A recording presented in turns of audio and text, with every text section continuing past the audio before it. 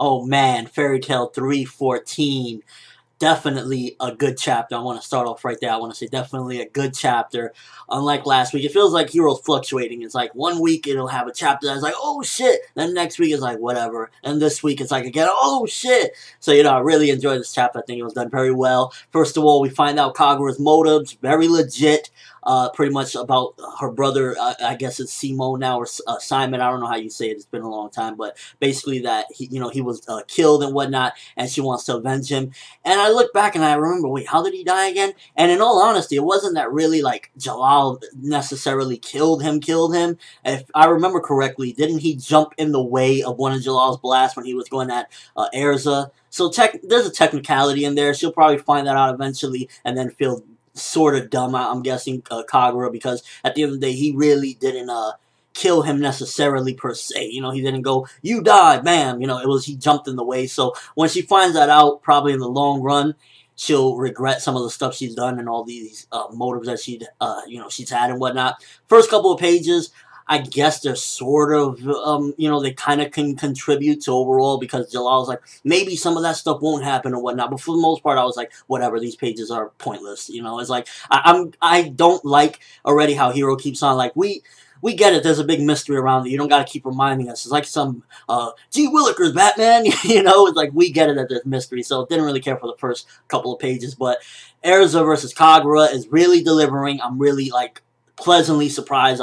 Hero don't play when it comes to these Erza matches. He does not play. He does these matches pretty awesomely, and I'm really liking the fight. She's got in her armor, and even in her full armor, Kagura's still beasting, and I'm really liking that. I think that it's really a legit fight with Kagura actually going in. There's no ass pulls. There's no nothing. There's not even really much fan service, which is really good. It's like, there's not even nothing to really distract you from the battle. It's just straight up raw. There was like maybe a panty shot here or there, so, whatever, but for the most part, there wasn't really any fan service and whatnot. And honestly, it's like, Hero's doing a really good job. This was a really good chapter. I really enjoyed the setup and whatnot, and overall finding out Kagura's motives. Pretty legit, her brother was Simon and whatnot. That was pretty good, you can kind of expect something like that because Hero likes to do that. This one is related to this one knows this one, so that was a pretty good motive. And then that ending, holy shit, that ending. Now, I know a lot of people are thinking, man, Erza's not dead. Get out of here, she's not dead. I don't even know why you would suspect that. And at first I was thinking, yeah, she's probably not. But then I thought about it.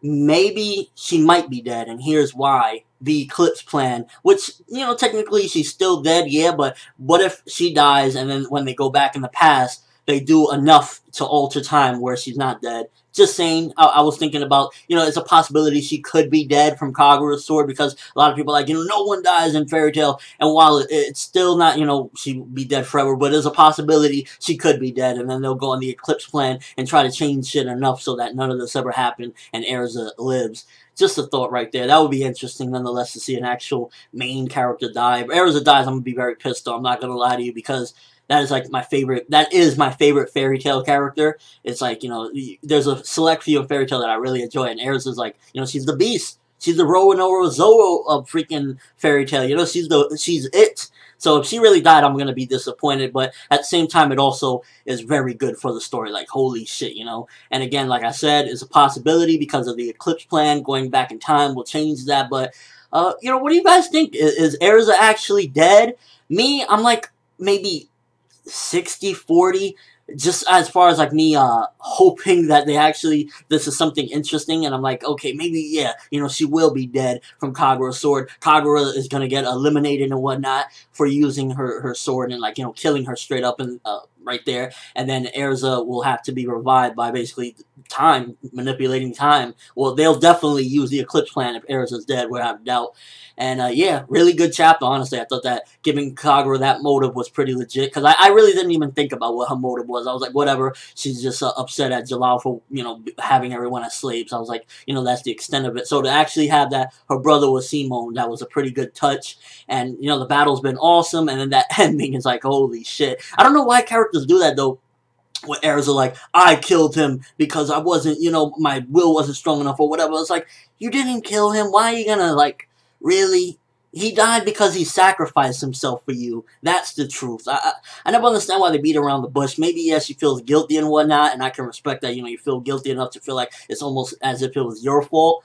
But at the same time, he sacrificed himself. He jumped in the way of the blast, and that should be the end of it. Again, let me know what you think, though. Is Erza dead? What do you think? How do you think of this fight is going down? For me personally, I think this is probably the best main fight of the entire Grand Magic games. Like, it has a lot of intensity to it. There's motive for Kagura, and all around it's just been enjoyable. It's been good. Not really too much fan service. Nothing, you know, like, oh, come on, why are we getting this? You know, it's actually been really solid and well written. But that's all I have for this review. Thanks for watching. Hope you enjoy. Thumbs up for this fight because it's been freaking pretty badass. I'm ForneverWorld, and as always, people, have an awesome day.